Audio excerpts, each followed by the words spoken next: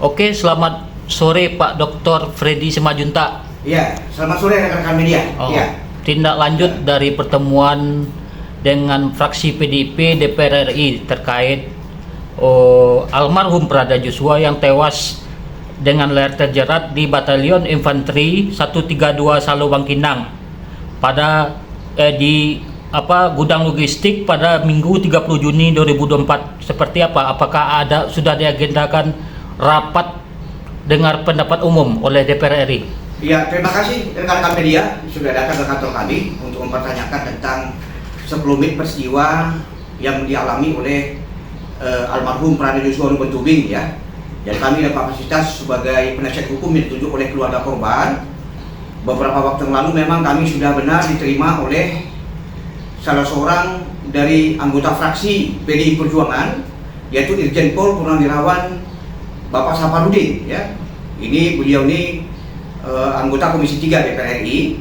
Memang pada waktu itu resmi kami sudah menyampaikan laporan aspirasi dan berikut dengan berkas-berkasnya dan data-data terkait dengan seputaran terkait dengan kematian almarhum Prada Joshua Ruben Tubing ini.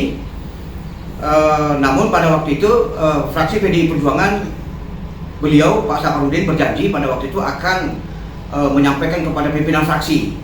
Dan informasi terakhir dari salah seorang staf dari fraksi PDI Perjuangan di sana menyampaikan bahwa ini sudah sampai di Poksi 1.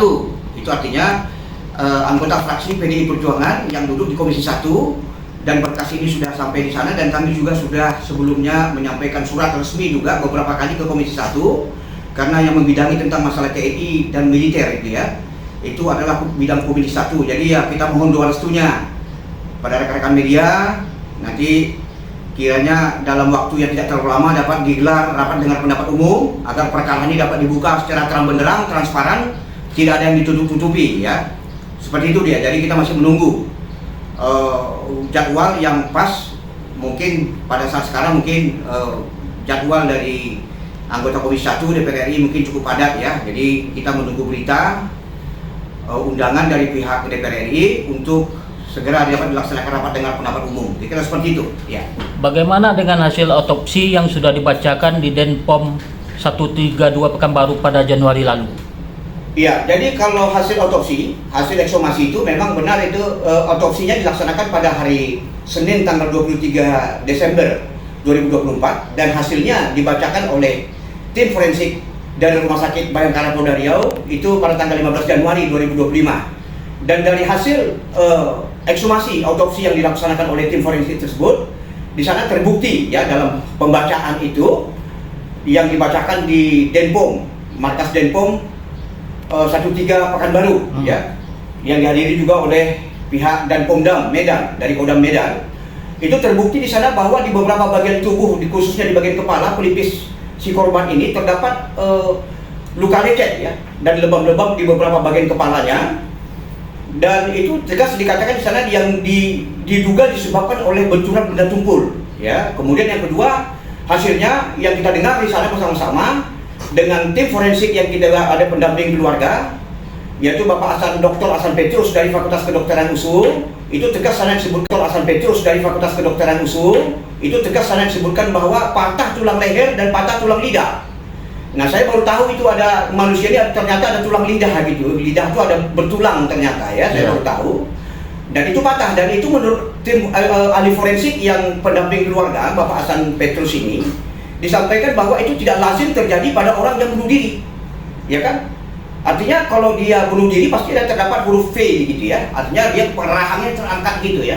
Dan pertanyaannya kenapa dia mesti harus memukuli bagian tubuhnya? Kemudian kenapa tulang lidah dan tulang lehernya juga patah seperti itu ya? Nah, kalau dia mau gantung diri, ya gantung diri saja gitu ya. Jadi ini memang sudah terbukti bahwa hasil forensik itu terbukti bahwa memang ternyata ya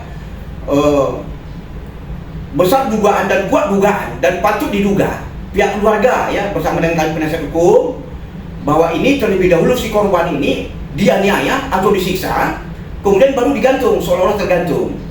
Dia mati gantung diri ya, dan itu pun dia bukan tergantung. Kalau tergantung itu kakinya tergantung, iya. Itu bukan tergantung dia. Sujud dia ya? duduk dia di atas lantai keramik gitu. Dan itu pun di atas itu tidak dipilih, talinya tidak dipilih, kan kelihatan itu, dan buktinya itu kelihatan. Berarti dalam keadaan bersimpul ya? Iya, duduk dia. Duduk ya? Duduk dia. Nah itu. Dan kemudian di dalam ada rekaman video juga ini terkait ini ya, saya tambahkan sedikit. Di dalam rekaman video yang berdurasi 36 detik itu yang dikirimkan dari handphone si korban almarhum ya. Joshua Luman Tobing masuk kepada handphone pacarnya Julie Sihombing ya.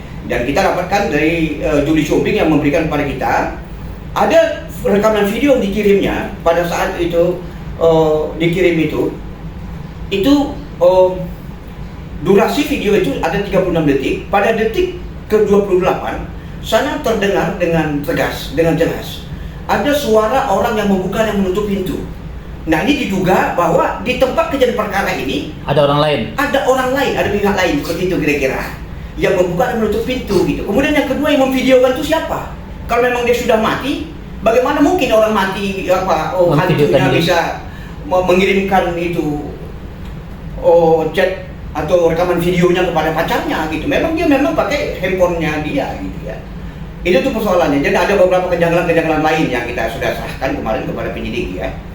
Seperti itu ya. Apakah hasil otopsi tersebut sudah diberikan kepada keluarga almarhum ataupun kuasa hukum? Apalagi otopsi dibiayai sendiri oleh keluarga. Oh ya, terima kasih ya, pertanyaan yang bagus ya. Memang betul, untuk pelaksanaan ekshumasi otopsi itu dibiayai oleh keluarga sepenuhnya ya.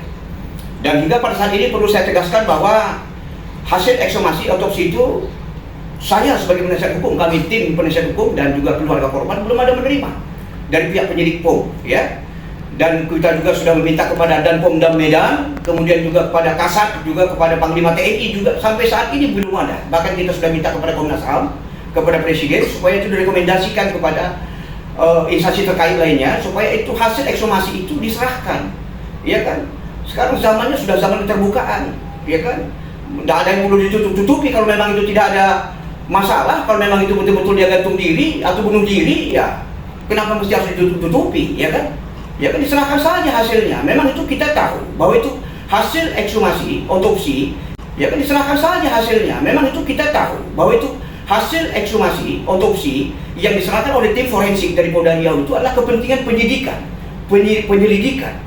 Nah, tetapi kan tidak ada salahnya menurut Undang-Undang Advokat, ya kan, pasal 17. Ya, Undang-Undang Nomor 18 tahun 2003 itu tegas bisa disebutkan demi untuk kepentingan pembelaannya. Ya, seorang advokat itu berhak untuk mendapatkan data dan informasi dari aparat instansi terkait demi untuk kepentingan pembelaannya begitu. Tapi surat menyurat yang kita sudah sampaikan selama ini kita minta bahkan secara lisan juga, bahkan pada waktu pembacaan hasil ekshumasi juga waktu Denpom juga kita sudah bermohon, sampai saat ini kita belum diberikan ya, begitu ya.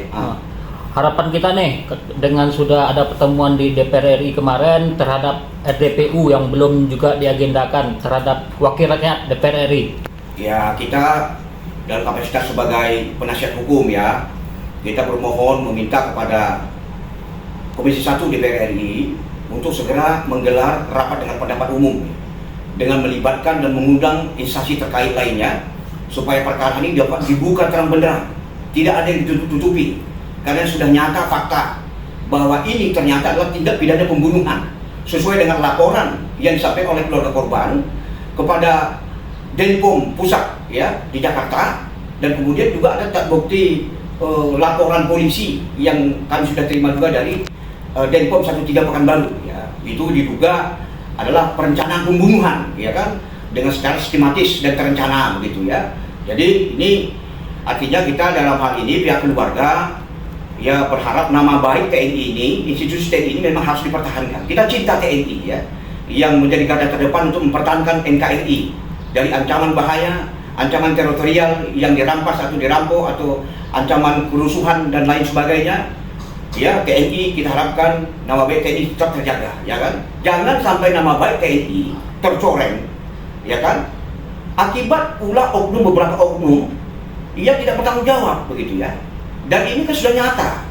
Dan kita memohon juga kepada Panglima TNI ya, segera serahkan itu hasil ekshumasi otopsi kepada pihak keluarga dan segera melaksanakan memproses hukum ya terkait dengan hasil temuan dari tim forensik Rumah Sakit Bayangkara Polda Riau, yang mana itu sudah terbukti bahwa itu ternyata ada akibat diduga ada tanda-tanda kekerasan di beberapa bagian tubuh korban, ya kan? Sehingga ini memang wajib hukumnya untuk diproses hukum, diminta atau tidak, karena ini terjadi dalam lingkungan kompleks TNI, agar nama baik TNI tetap bisa dipertahankan dan terjaga, gitu ya. Itu harapan kita. Dan kedua, harapan kita juga kepada Presiden Republik Indonesia sebagai kepala negara dan sebagai kepala pemerintahan, juga Presiden Republik Indonesia Bapak Prabowo Subianto, agar mengambil suatu tindakan yang harus bijaksana dalam rangka menyikapi persoalan ini. Iya kan? Bila perlu diperintahkan kepada Panglima TNI beserta jajarannya untuk mengungkap ini seterang-terangnya. Temuan tim forensik itu adalah itu fakta yang tidak terbantahkan, fakta yang tidak terbantahkan, dan tidak perlu ada bukti-bukti yang lain, tidak perlu ada novum-novum yang lain. Ini suatu bukti yang tidak terbantahkan dan wajib hukumnya untuk diproses hukum, untuk mencari tahu siapa pelakunya dan apa motifnya, sehingga tega-teganya menghilangkan nyawa seseorang yang notabene terjadi di dalam lingkungan kompleks TNI, gitu loh. Itu ya saya kira ya, rekan-rekan media. Semoga disegerakan Pak Dokter untuk RDP dan terungkap misteri kematian almarhum Prada Joshua. Amin. Mohon doanya. Siap. Terima kasih. Tim Garuda News melaporkan.